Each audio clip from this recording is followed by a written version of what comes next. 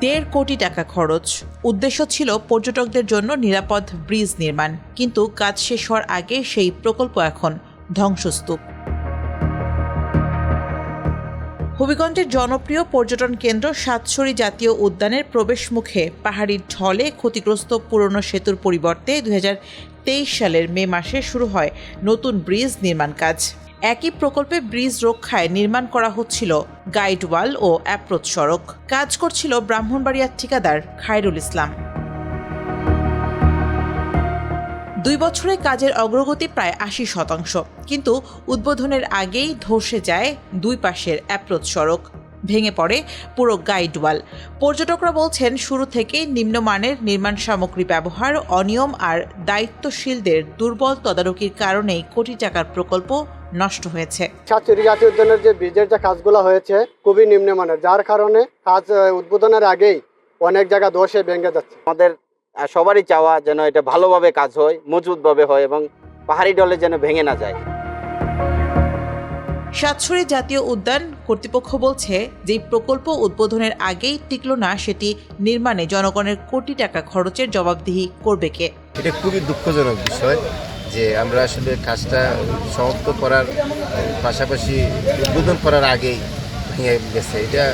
এতে বোঝা যায় কাজটা আসলে সঠিকভাবে হয় না এবং যে ড্রয়িংয়ের মাঝে হয়তো ভুল থাকতে পারে, কাজের মাঝে দুর্বলতা থাকতে পারে।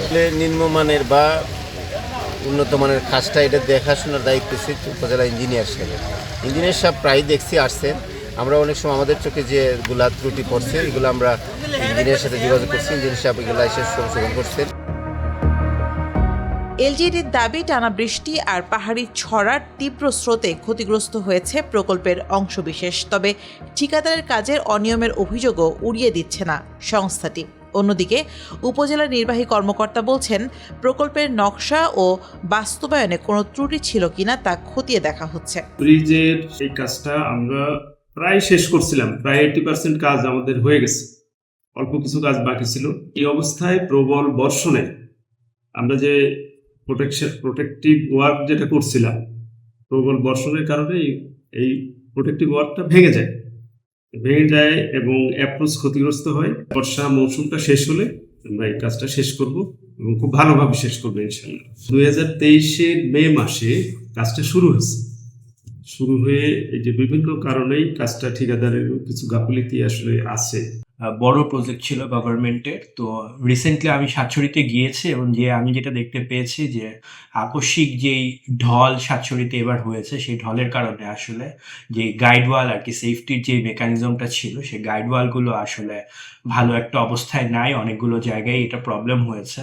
তো আমি দেখার সাথে সাথেই এটা আমার কনসার্ন এখানে উপজেলা প্রকৌশলী যিনি আছেন তার সাথে আমি পরামর্শ করে জেলাতে এটা অলরেডি চিঠি দেওয়া হয়েছে। কাজটা আসলে এক্সএন অফিসের মাধ্যমে হচ্ছে। পরীক্ষা নিরীক্ষার বিষয় আছে, আদার্স আছে। যেহেতু একটা ঘটনা ঘটেছে, আমার মনে হয় এই বিষয়ে আমি টেকনিক্যাল বিষয়ে মতামতটা দিতে চাচ্ছি না, কিন্তু সাদা চোখে যতটুকু দেখেছি বলা হয়েছে খুব সম্ভবত স্ল্যাবগুলো একটু পাতলাই ধরা ছিল। 2025 সালের ডিসেম্বরে শেষ হওয়ার কথা ছিল নির্মাণ কাজ, কিন্তু সময় পেরিয়ে গেলেও কাজ শেষ হয়নি। এরই মধ্যে ঠিকাদারকে পরিশোধ করা হয়েছে প্রকল্পের প্রায় 70% বিল। অনিয়মের বিষয়ে জানতে ঠিকাদার প্রতিষ্ঠানের সঙ্গে একাধিকবার যোগাযোগের চেষ্টা করা হলেও তাদের কোনো বক্তব্য পাওয়া যায়নি।